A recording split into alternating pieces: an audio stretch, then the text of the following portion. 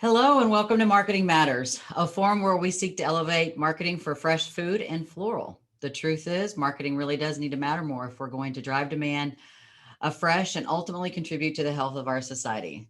Hi, everyone. I'm Danelle Machialmi, President and CEO of DMA Solutions. Happy Earth Day. And before we get going, I really wanted to give you all a big warm thank you for serving our industry afresh and doing your part to contribute to the health of our planet. If you grow fresh food or flowers and help get these products to homes around the world on a daily basis, you are who we celebrate today. And know that DMA Solutions is grateful for your work and dedication. And speaking of great work and dedication, I'm really excited today to share the presentation that our dedicated social media team has prepared.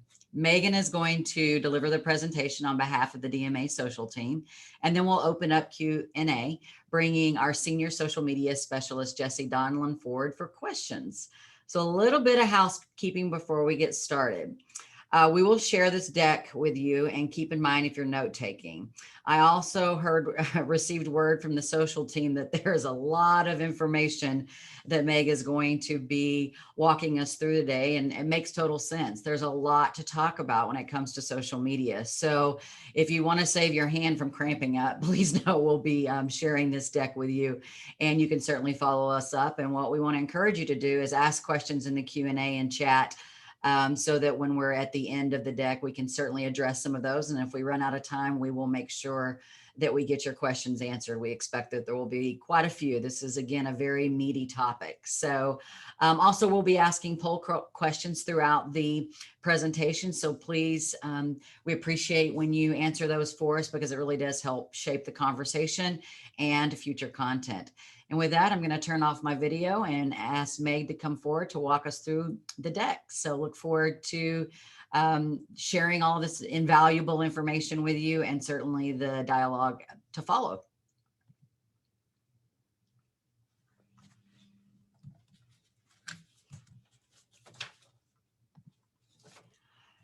And one more quick reminder before, as Meg gets settled in to share the presentation in May, which will be here before we know it, we will address the challenges that come with getting national consumer media to take notice of your brand. We'll share our tips and strategies to working with national consumer media, how to set expectations around results, and what the consumer media landscape looks like today. We're also working on our new summer webinar schedule, so stay tuned for that, as more information from our team will be released soon. And so Meg, with that, I'd love for you to take things, and let's talk about our next level thoughts, truths, and tips all around social media.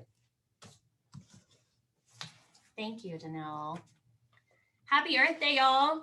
I'm so happy to be presenting to you and giving you some of our social team's very own magic sauce to help you approach your social media marketing with information and facts that are relevant in this space.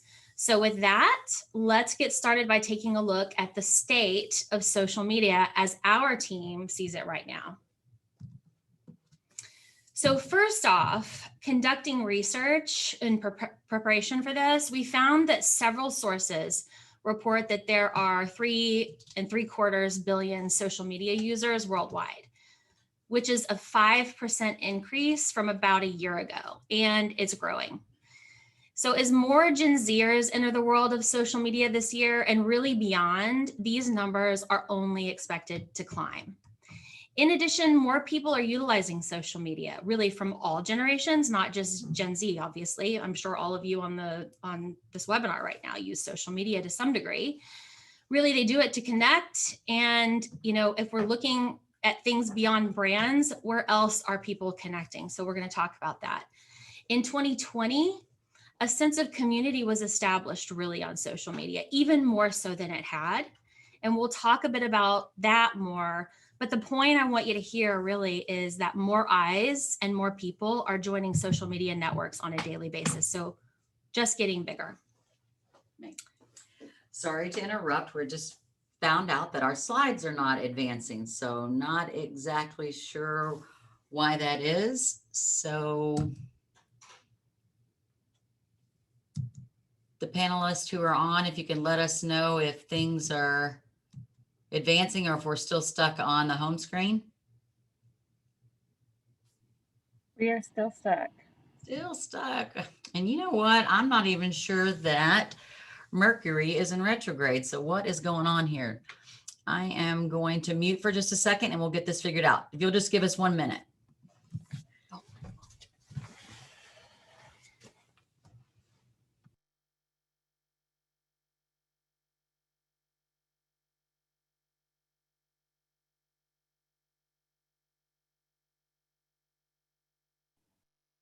I just saw a slide move. It's on upcoming webinars now.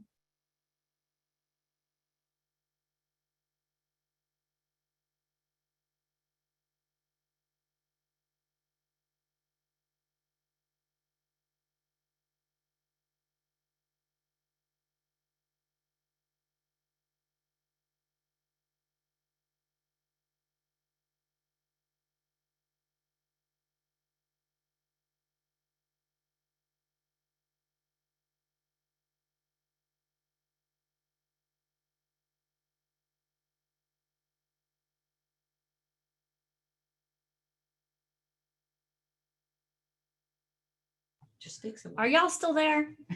We can see the state of social media now. All right, awesome. Thanks for your patience, guys. Now what I hope you see is the state of social media. And I was talking about the 3.78 billion users. Is that what y'all see, Mackenzie? Yes, it appears to be working now. Thank you. Okay, good. Okay, so let's talk about, that was bullet number 1. Again, we're only growing 5% year over year growth last year in 2020 and expecting more growth as social media networks enter into the space and more people are joining social media. All right, next, Facebook still reigns at the most used social media network in the world. So in Q3 2020, which is the last time I can find when Facebook themselves actually reported their network, their users, they reported 2.7 billion monthly active users. And we've seen other sources report 2.8, but really let's go with what Facebook says. Either way, Facebook remains king of social media right now. YouTube, not far behind Facebook, is reporting nearly a 2.3 billion monthly active user in Q3 2020. And you can imagine with the impact that video is having on our lives, and we'll talk about this more too, YouTube is growing fast, really, really fast. So it will be interesting to see if YouTube will eclipse Facebook and how soon that might happen. But that's certainly something for you guys to take note of because video is playing into social media marketing in a very big way, as I'm sure you all know.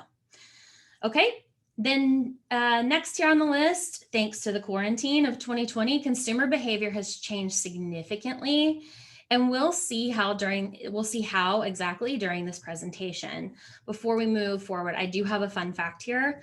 According to Sprout Social Index, 50% of consumers increased their social media usage in the last 6 months of 2020. So with more usage, more content is needed. And with more content, there are going to be new trends. So we're going to dive into trends too in a little bit. And then finally on this slide, what would social media be without the people running the messaging and the method behind the art and science of social media? The truth is, statistically, we're seeing that marketers are struggling to keep up with the ever-changing landscape and general growth in usage and content consumption that has happened over 2020. So that's totally validating for all of us on this call and certainly our social media team, where it's a lot, right? Like it's a lot to keep up with. And that tells us that exploration, innovation, and testing is absolutely imperative to our social marketing plans going forward. Okay. Along the lines of the general state of social media, we wanted you to see the most popular social media platforms as of January 2021 in terms of followers. Because really, it's a battle out there, right? I mean, you can see it just by looking at this chart.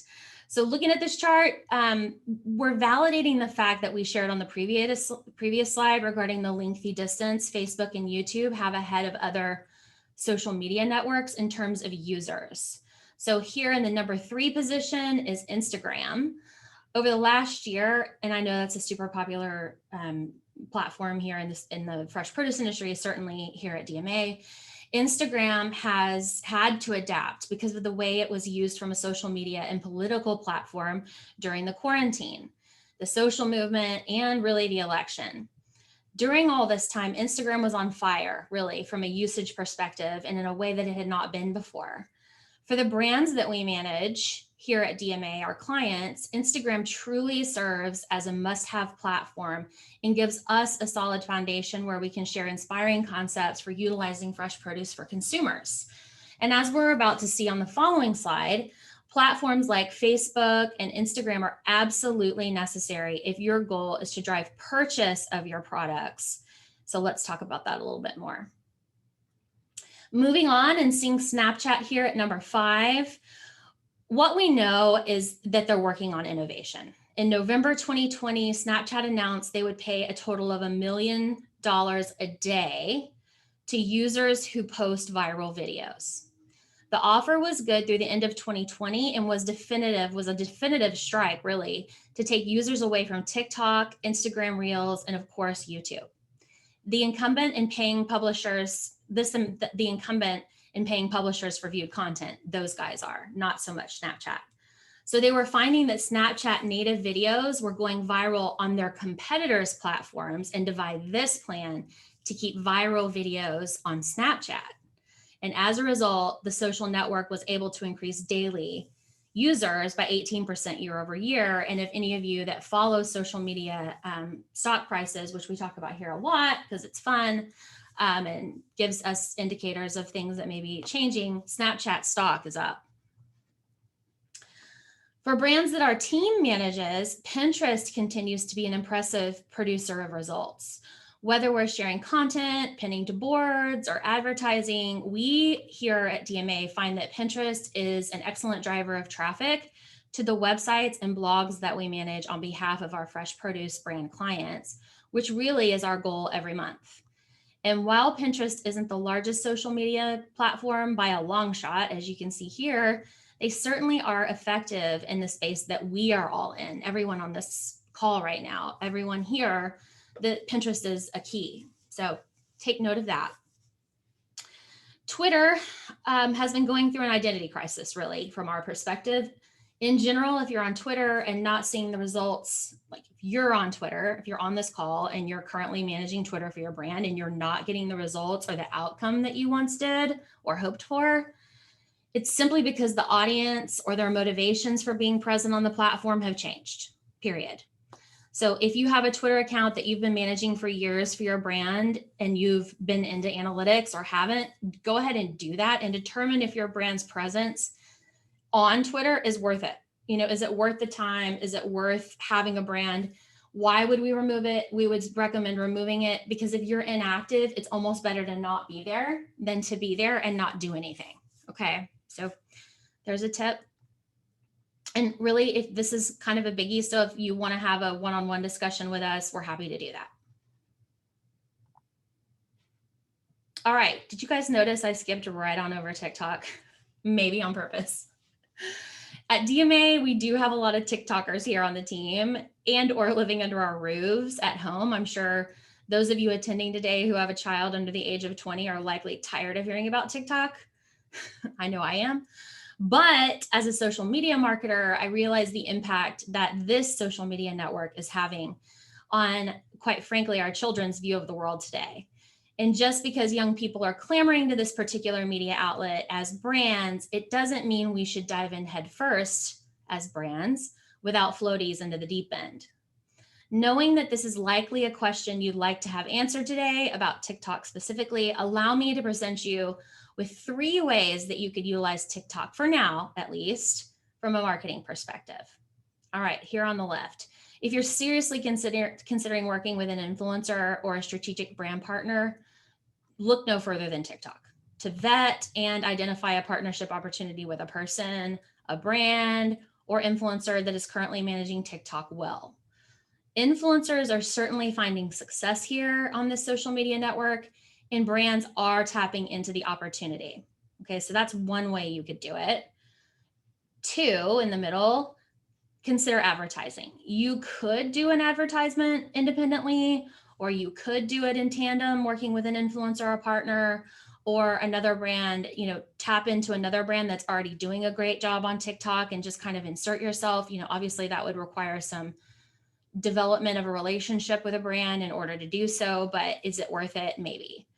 The network offers several options really for paid advertising. There are in-feed ads that are short form videos that appear in the user's news feeds, like kind of like other networks.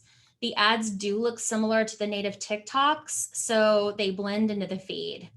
At my house, the feedback that I receive is the ads are super annoying and totally out of place sometimes. So I estimate both TikTok and advertisers are still working out the kinks on targeting here. But is it an option for you? Sure. Number 3 here on the right, gathering intel, if not for any other reason, certainly utilize TikTok to gather intelligence, data, and emerging trends by watching activity in the feeds. Get to know Gen Z better and soon Gen Alpha and consume their content.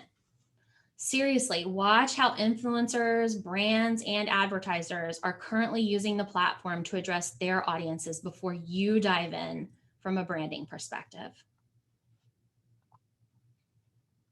Okay, talking about consumer behavior here. I mentioned earlier that I wanted to dive into consumer behavior on social and think it's only fair that we explore this particular point deeper because of the importance of our collective work as fresh produce marketers. So let's take a look here.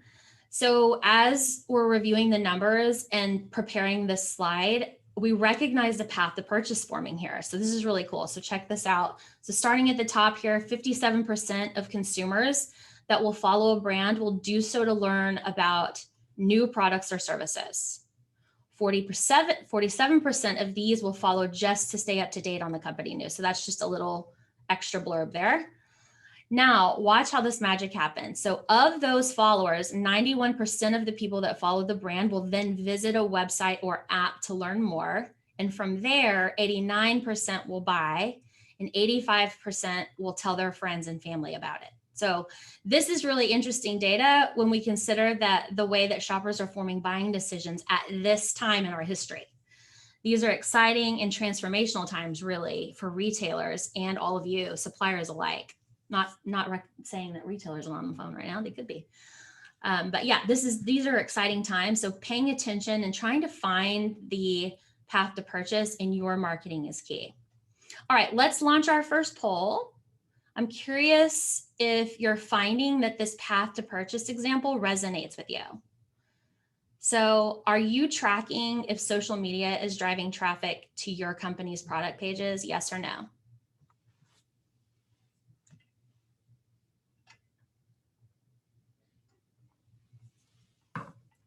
Thank you for answering. You guys are all in it. All right. All right, it's looking like most of you are saying yes. So very, very good to know. So social media traffic is driving traffic to your company's product pages, and that's fantastic. We didn't have everybody respond to that question, but a good number of you did. You know, it would be nice to see more people answer because it would really tell us if, you know, that's an indicator for you to make note of, because it should be telling you how are people coming there and is social media part of that mix? Is social media working to drive traffic to your website or not? Okay. All right. Moving on to next. So you're on social media. So one of the goals you should regularly keep an eye on is the amount of people that are unfollowing your brand across the platforms on a monthly basis. And after the year we had in 2020, where we had more eyes on our content than ever before, we anticipate brands may lose unengaged contacts that are particular about who they follow and who are selective about what they see in their feed. So on this slide, we show the top reasons why people unfollow a brand to help you prepare and avoid a massive exodus from your social media channels in 2021. Reason number 1, poor quality of product or support. They followed your brand, didn't like the experience they had with a product, and tried to contact you, and now they're frustrated with the support they received as a result. So To combat this, we recommend utilizing bots on Facebook and securing a software to help you accurately manage support questions and comments that come through the individual social media channels. Reason 2, poor customer service, just all around. We've talked about it before here at DMA and will continue to do so, but customer service and lack of engagement from brands continues to be a major problem with consumers and is a big reason why they unfollow brands.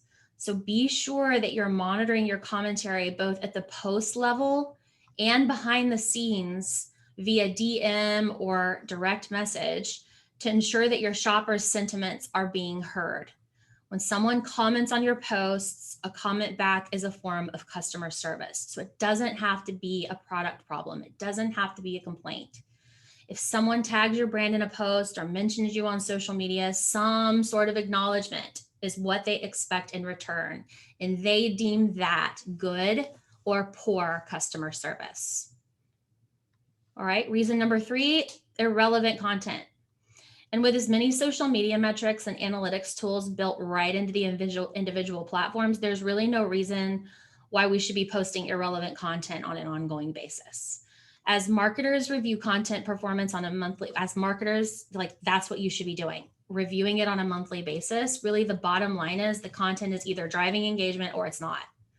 If it's not, we recommend that you pivot and try new content instead and then repeat. So it's like wash, rinse, repeat. Put the content out there. Is it working? If it is, keep doing more of that. If it isn't, ditch it, stop. But you have to pay attention and you have to listen because they will stop following you if it doesn't matter to them. Reason number 4, too many ads.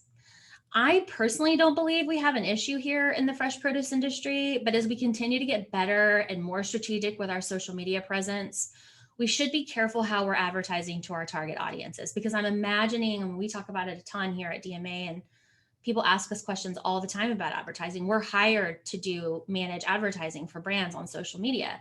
So as we start thinking about that, you have to just be very strategic and thoughtful and specific. So meaning we aren't going to create an advertisement and blast it to America. You need to really fine tune who your audiences are. So create various advertisements to achieve different goals. So you may have one for community growth. You may have one for community engagement. You may have one that's just specifically created to drive traffic to your blog. You may have one that's specifically driving traffic to a new product page. So just trying to be very, specific and reaching different audiences that care so that they aren't going to follow you if they feel like they're being bombarded too much. So after seeing this slide, I think it's a good time to poll. Would love to know how you're feeling about these reasons. Maybe I struck a nerve here. So I'd love to know which of these is the biggest reason people are unfollowing your brand.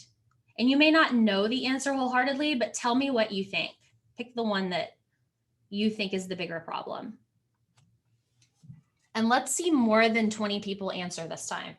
I know you're out there. I'll pick on you.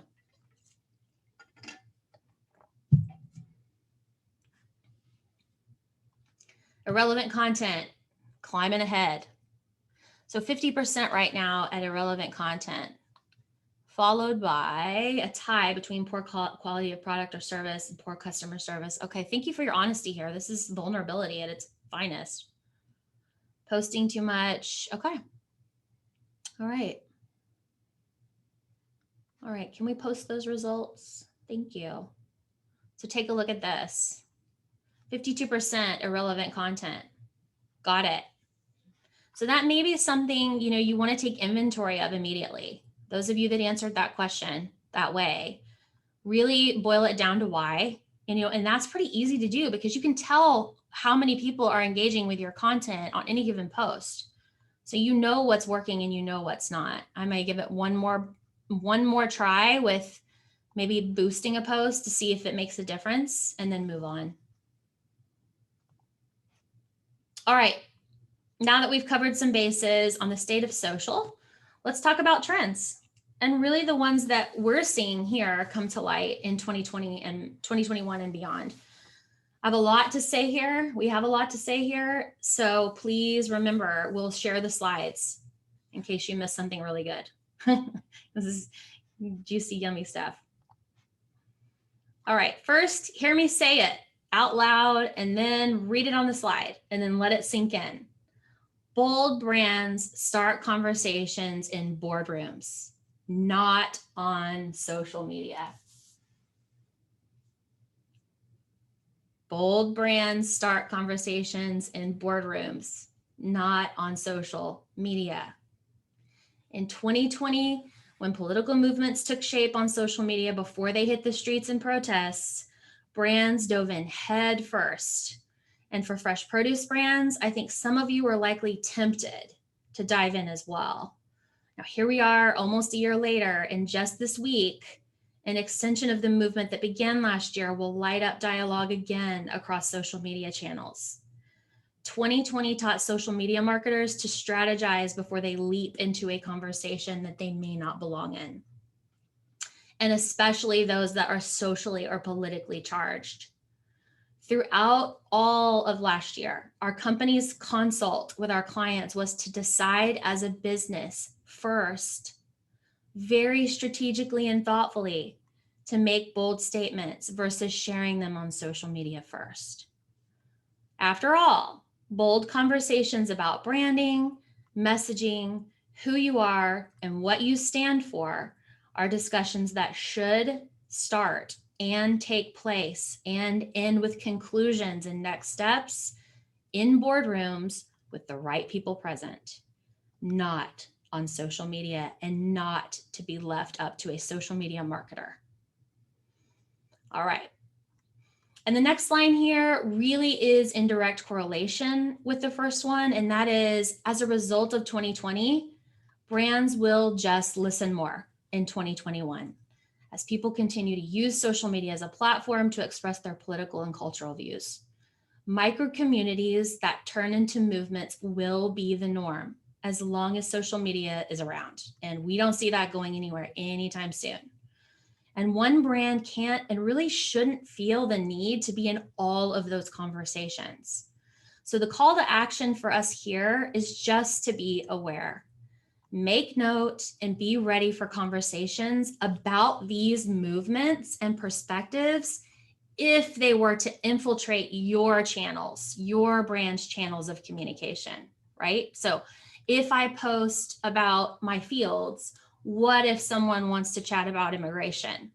What if someone wants to chat about something I'm not prepared to chat about? You kind of do need to prepare for that, but you need to have a response and you need to have a process that's going to help you through it. So you don't have to wonder in that moment. You're able to activate and make it happen.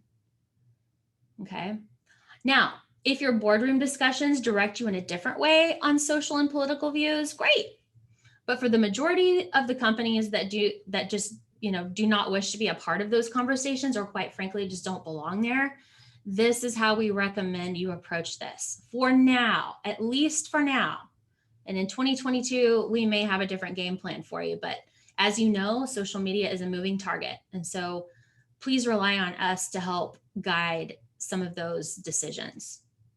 All right, moving on. And I love this one so much. As a child of a baby boomer, it's so satisfying to see marketers coming around really to the realization that the boomer generation is an underserved and underestimated massive group of people. During our last webinar, we talked about grandfluencers, which are niche influencers in their golden years, and how they're making a huge impact on social media. So note, when I say being underserved, I mean being underserved on social media. We shared the story about how our Majul Date client, Natural Delights, y'all may know them, recently partnered with a grandfluencer to promote their chocolate covered dates to her baby boomer based audience on Instagram. And as a result, her influence sold out the product, y'all, the same day. The same day she posted, 100% of the product was sold out on Amazon. Insane. So this social media group, really, they're very savvy. They've got time on their hands and they're ripe for marketers seeking to recoup lost sales from 2020. So in 2021, expect to see more content and more players on social media that serve this particular demographic. All right, next up, we'll see brands tying engagement to customer identity. And all I have to say about that is it's about time. I actually do have more to say, so don't worry. Here at DMA, we do this when we measure path to purchase for our clients, where we create a bridge from social media to other marketing assets to determine if a person is truly engaged with the brand at a level that indicates they are a consumer of the actual product, or if they are simply a fly-by-night visitor, like I accidentally ended up on your page because I did a random search and found you. Now, I may go buy your product tomorrow, and maybe I won't. But when we do discover that we have a true engaged consumer in our community, based on the way they behave with our content shared on social media, we have a plan in place to motivate them to purchase on a more regular basis. So in 2021, with executives now seeing the power that social media can play in branding and, quite frankly, sales, we will see more brands adopting this practice to begin to try and determine what ROI might look like for their efforts on social media. At DMA, we work with our clients to align identities to consumers of our brand's products, so we're better able to serve them with our marketing efforts. So whether it be on social media or other forms of marketing, that is what we do. And that is something that you should take away from this presentation. Identity and knowing people is going to be more prevalent this year and beyond. And then finally, you'll see brands capitalizing on utilizing established networks more than you will see them exploring new ones. Because we're asked so often about the emerging social media networks, and I know I talked about TikTok earlier and a little bit about Snapchat. I did that on purpose because in the role of fresh produce brands, we want to dive a little bit deeper. So let's take a look. In a survey conducted by Hootsuite, approximately 9,500 marketers were asked to answer this question and select their top 3 options. And the question was, what social media networks do you consider the most effective in reaching your business goals? By and large, the respondents shared that both Facebook and Instagram are where they will invest in 2021 to help reach the company's business goals. As marketers who might answer this question from the lens of our clients' brands, we too would answer Facebook and Instagram. In fact, on our social media team, when we are challenged with selecting social media networks for brands that are eager to reach and inspire consuming audiences to drive demand for any given product, Facebook and Instagram are consistently our top 2 choices. For companies selling to other businesses, so B2B, we likely recommend that we include LinkedIn into the mix, which is also consistent with these survey results. So I thought you'd like where TikTok ended up here on the survey, just based on the thoughts I shared earlier in the deck. Sorry, TikTok, sorry. All right, let's put you to the test. What social media network, now just pick one, do you consider the most effective in reaching your business goals? Okay. Let's see good participation on this one too. Those of you who are not paying attention, now's the time to pay attention and answer my question. Thank you. Woo! All right. Awesome. All right. Wow. About 48%, nearly 50% say Instagram. Fantastic. Awesome.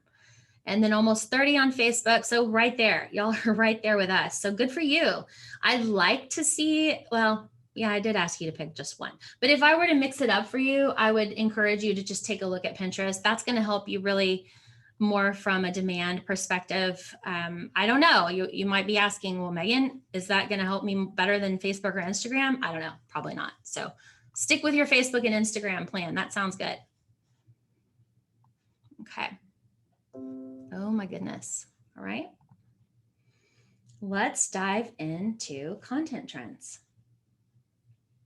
First up, no surprise here, video. Anybody surprised? I'm not. Honestly, I feel like a broken record when I share marketing stats and on the whole social media team really, and videos at the top of the list. But we found a stat that has to be shared because it is so monumentally eye-opening. So here on the right, in Cisco's annual internet report, the company reports that video content is predicted to amount to a whopping 82% of all internet traffic by the end of 2022. So ask yourself this is what we asked. Is this a gold mine for marketers or a scary truth? What's happening? You did something to the slides.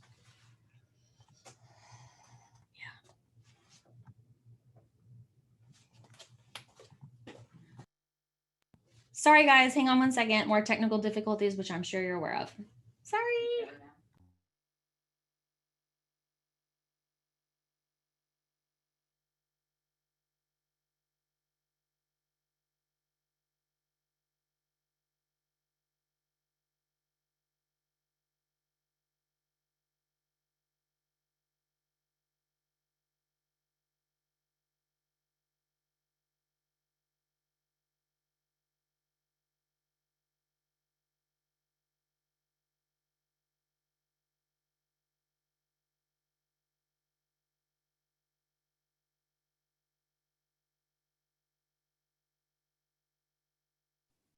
It's looking good here. All fixed. Okay, we're back. So sorry. Okay. Content trends. Let's talk about video. Did y'all see this slide, Matt? Yes. Scary truth. Yes. Okay. Are y'all scared from the slide? That really is the question I'm trying to get across here. I guess it depends on how established your video content game is at the present time, but this should be lighting a fire under all of us really on our video game. So now shifting over to the chart and seeing here where video falls, yep, to the tune of 54%. That's really high.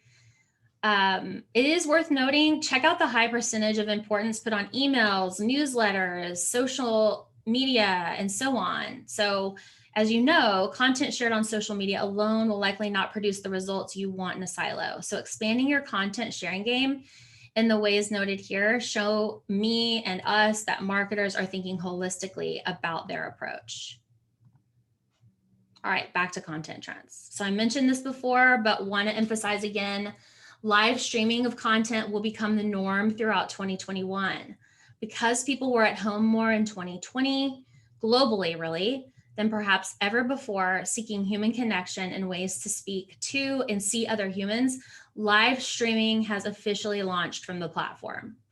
Like, meaning like a platform where a shuttle might launch. That's what I was going for there. Now it's time for brands in the fresh produce industry to find clever ways to embrace influencers or SMEs within our businesses to give our social media followers more live content. And you guys should not have any trouble being able to do that, especially if you're growing, because you've got beautiful nature and commerce happening right outside your doors. Same can be said for social commerce, which is well on its way to becoming a mainstream retail channel on par with other mediums like websites or brick and mortar stores. This trend is projected to strengthen further with more and more social networks introducing professional selling features like shoppable posts. Earlier this year, Hootsuite recently asked their clients, their customers, what they were trying to achieve by simply being on social media at all. And by far, the most popular reason for businesses using social media was for increased acquisition of new customers at 73%. So for our industry, we realize we have a long way to go from an operational perspective to do this effectively as an industry, but we should absolutely be looking for new and inventive ways to serve our end consumer with making product available for purchase online. Now is the time to tinker around, test, refine, and pivot. Okay, say ephemeral content 5 times fast. I can't do it, and maybe you can, maybe you can't. What is it? So ephemeral content is something that is available only for a short duration and then disappears after it plays. So think Instagram stories or Snapchat. People's attention spans have certainly gotten shorter, and as a result, short form content has taken over social media. Instagram stories has really taken hold with its followers. In fact, according to Hootsuite, 64% of marketers either already have incorporated Instagram stories into their strategies or they plan to. So look out for more there. Another major trend that we need to get our arms around is a voice search. And we put this little echo here on the right just to emphasize this piece. Sure, we've known that voice search is on the rise since 2018 with this wonderful gadget. But in 2021 and beyond, it's going to become massive. Right now, More than a quarter of the global population is using voice search on their mobile phones. And that's according to a report from Microsoft. And how this will translate to social media marketing remains to be seen. But the long-term forecast here, at the rate of growth that we're seeing over just the past 3 years, voice search is here and will be integrated more into the way we consume content as consumers. Just when you thought it was safe to stop developing recipe content for your social media networks, think again. Social media will continue to be an inspiration powerhouse when it comes to food, recipes, and general inspirational content. And just to paint the picture of how impactful social media is when it comes to food, check out these statistics that we found on Facebook for Business. 86% of millennials try a new restaurant after seeing food-related content online. This is important because they're a majority of the audience that's on social media, just simply by the numbers. And they have extreme buying power as a generation, as you guys know. So as marketers, we should be paying attention to how millennials are or are not engaging with our brand's content and adjust it to make it more appealing to them, so we are top of mind when they are purchasing fresh produce at retail or selecting food off of menus.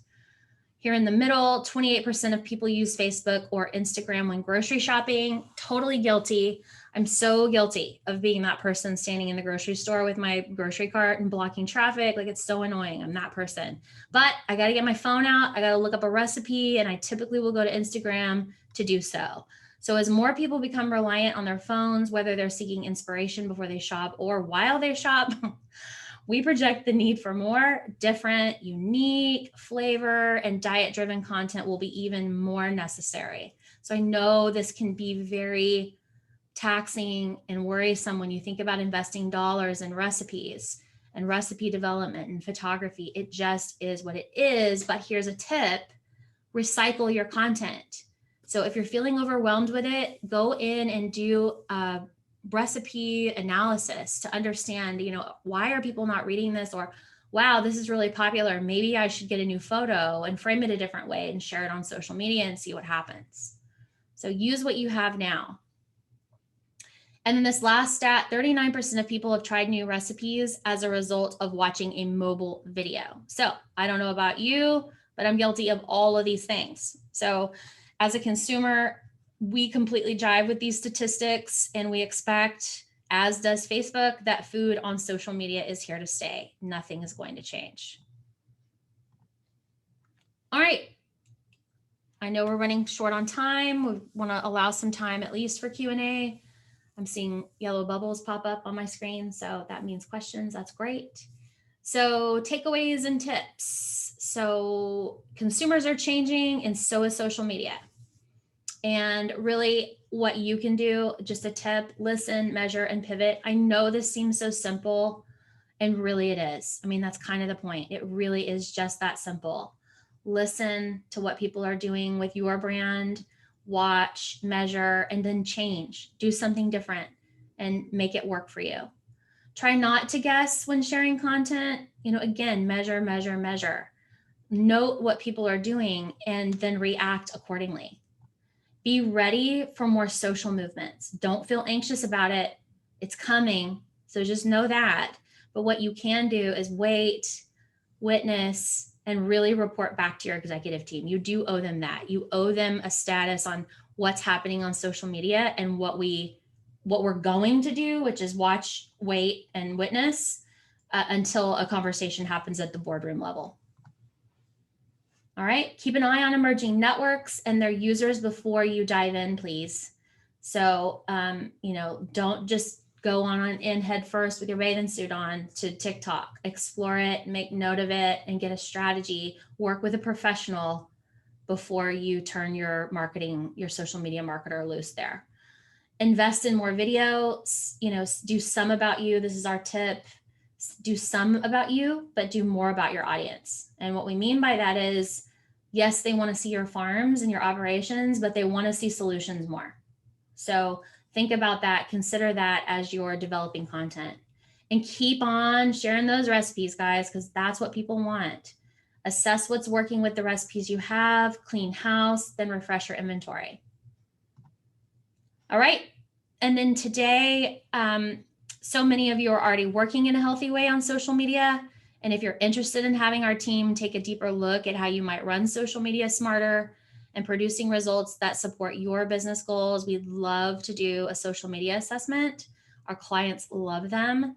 In fact, we're working on 2 right this minute for 2 different companies, and we're finding some great ways to help them.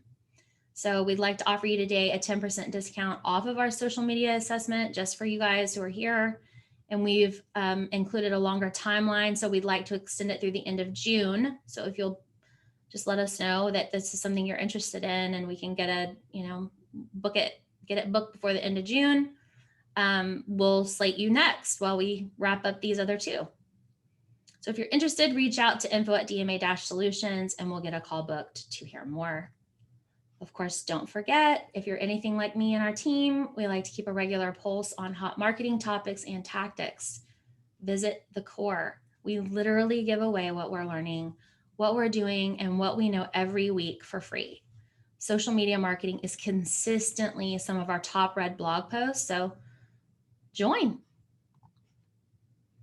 All right, let's open up our videos. Janelle, Jesse, Matt, Mackenzie. I almost said Mac, but it's Mackenzie.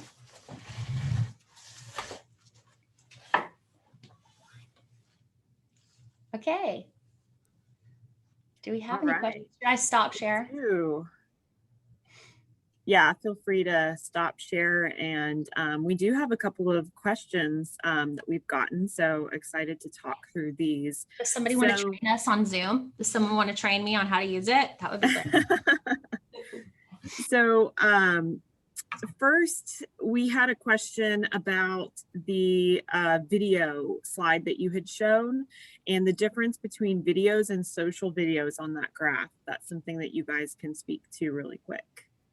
The difference between videos and social videos? Correct. Yeah, so I think the videos was probably YouTube. Now, that was a HubSpot statistic. And so HubSpot sometimes will separate categories in a very definitive way that sometimes to us, quite frankly, doesn't make a lot of sense. But I would just take away from that slide that videos are a big deal, guys. And whether you're sharing them on social media or you're sharing them on websites, they're working. They're working to drive traffic for folks. So how well are your videos doing? Do you notice that they're working better on social media than they are on your website in terms of getting traffic? Are they coming from YouTube? Are they coming from Facebook? And I would say that usually the videos that perform best on social media versus in terms of like Facebook, Instagram versus what performs well on YouTube and what performs well on your website are going to be a little bit different. Like Megan mentioned a couple of times, the attention spans are a lot shorter on social media. So the more short form videos work a lot better there. Right. Thank you, guys.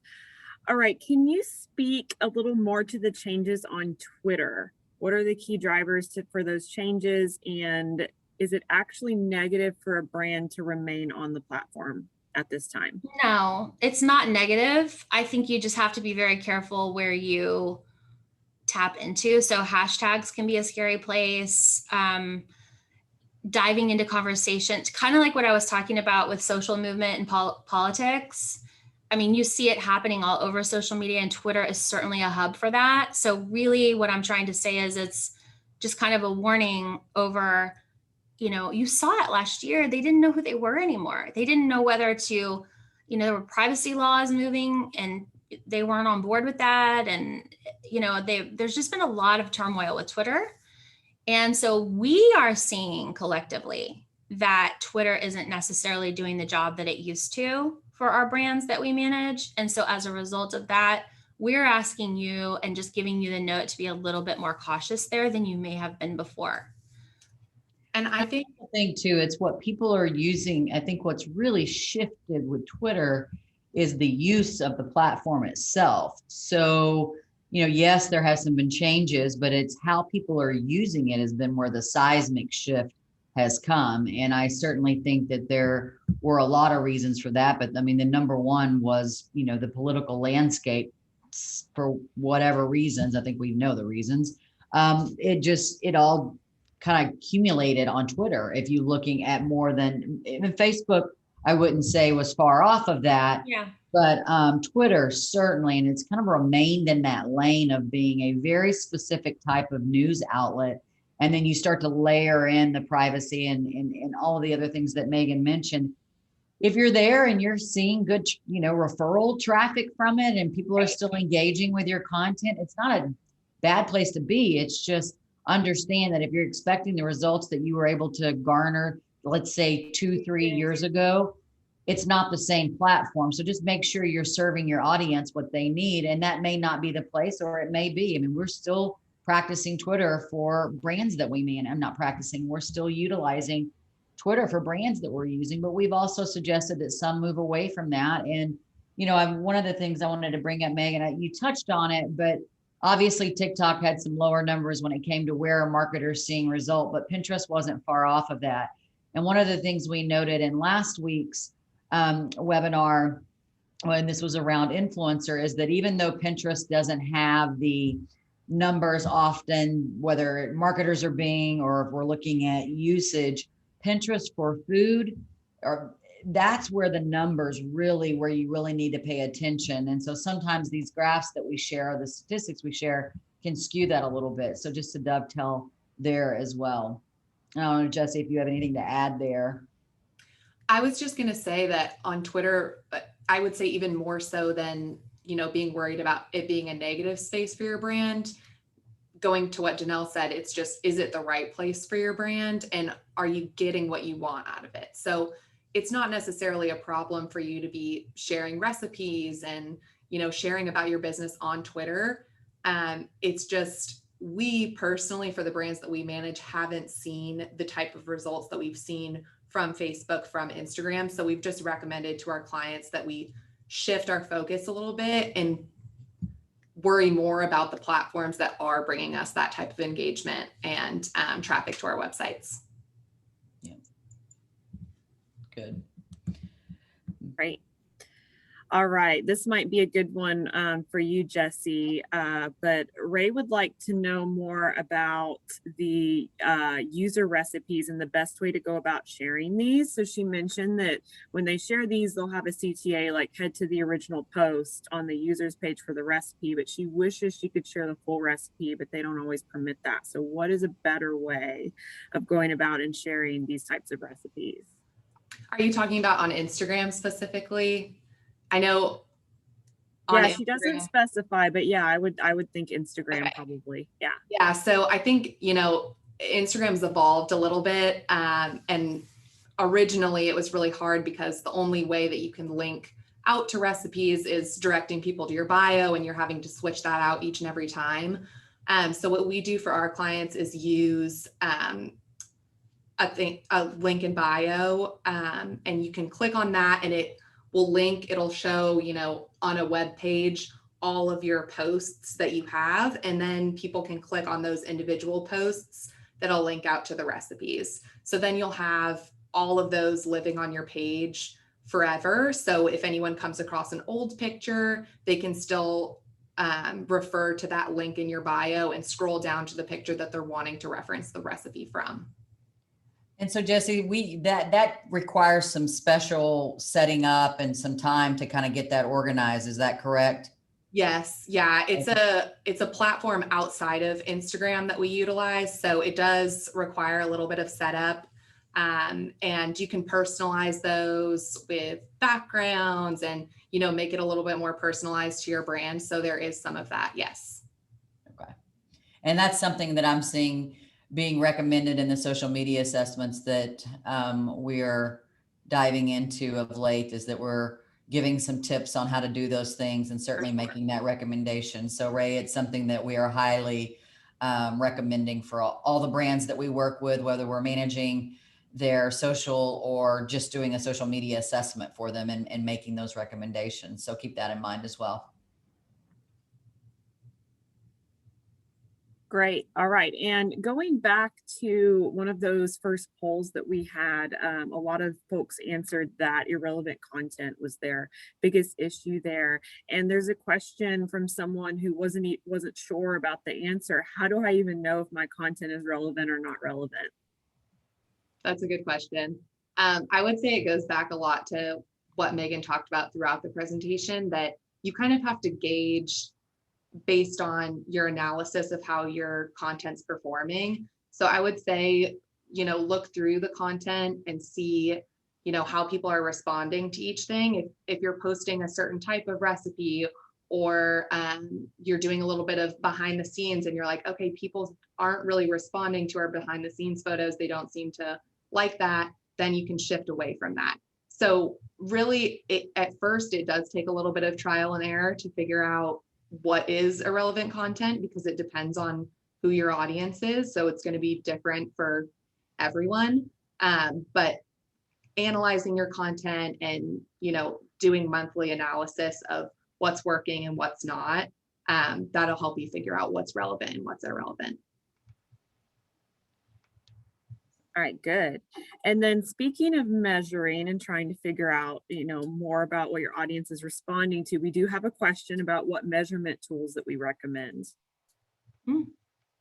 That's a good question. There's lots, of course, within Instagram and with Facebook, LinkedIn, Pinterest, they all have measurement tools within the platforms that you can utilize. And that's a good starting point, because really all other measurement tools do have a cost associated with them. So I would recommend starting with those. There are plenty of different platforms that you can utilize. I know Hootsuite has stuff, Falcon, Sprout, Iconosquare. So there are tons of different ones that you can utilize. I would just say, if you're looking to invest in that, to make sure that those all have the right connections to social platforms, because Facebook and Instagram specifically change things a lot and connections can get messed up. So that's something you'll definitely have to be aware of. Yeah, that's something that we have to navigate on a weekly basis almost, is connection issues with measurement tools back to the accounts. So it's just something you have to monitor and keep an eye on to make sure you're getting the accurate information. And that's specific to the performance on the platform themselves. Now, as referring to the performance from social back to our other marketing activities, we primarily use HubSpot. So there's the measurement of what's actually happening on said platform. And then there's the whole measurement that surrounds, well, how is, your social media driving, working with email marketing, working with your website, et cetera, et cetera. So we utilize HubSpot, but even in that vein, to Jesse's point, there's just a lot of different options out there. But we've been a HubSpot house for a really long time, and that's the platform that we've invested in for ourselves, quite frankly, our own marketing. And you all have engaged with that, as well as a lot of the brands that we work with. Great. All right. I think we have time for just one more question. And this was a good question from Sherry. And she asked about LinkedIn specifically, and whether or not we still recommend Facebook and Instagram before LinkedIn. And I responded to her real quick. Absolutely. We would recommend LinkedIn for a B2B audience specifically. So if we just want to speak to that a little bit, our experience with LinkedIn for those that are on this call and focused specifically on reaching a B2B audience. Yeah, I mean, you hit the nail on the head. For any company that's B2B focused, LinkedIn is super important. That's not to say that you don't belong on Instagram or Facebook, but LinkedIn definitely jumps up for those type of brands. And LinkedIn is great in terms of their advertising and targeting is super specific. So you can get really granular with if you're wanting to target specific other companies or different industries. So LinkedIn is really great in that vein. Yeah, for a lot of our clients, we do both. So for a lot of folks that we work with that are grower shippers, for example, we've got a presence on LinkedIn where we're focused on reaching that B2B audience. And then we also maintain their consumer presence on Facebook, Instagram, and any other network they choose to participate in. So there can be a place for both potentially if you serve both audiences, but certainly if you are a company like even ourselves for DMA, that we are more of a B2B focused company, LinkedIn is something where you would probably want to invest the majority of your time and strategic management up when it comes to social media. That's really a good question. It's a loaded question, and I just didn't have time to get real deep into it. But really what it is prioritization and thinking through, okay, Facebook, first of all, are my customers there? Like that's question number one. And probably the answer is yes, because you saw the numbers. I mean, there's so many people on Facebook. It's just a shame if we don't take advantage of that. So if I had to pick two for you, I would pick Facebook and LinkedIn. Instagram, there's a whole different approach to Instagram for B2B, which would require, a separate phone call maybe, or a separate webinar. But LinkedIn and Facebook are going to be your best bet for reaching the most people and having the tools available to you from an advertising perspective to be able to target the right people to read your messaging, your posts. Yeah. That's it. That's it. It's 2:01. Thanks for your questions, guys. I want to apologize for the technical issues that we honestly, we've had them all day. Have we not, Danelle? It's been a weird day.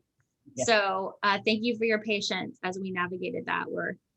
You can see we've changed our setup. Danelle's here. So we're just changing and adapting to this pandemic. So thank you for coming along with us for the ride today. We appreciate it.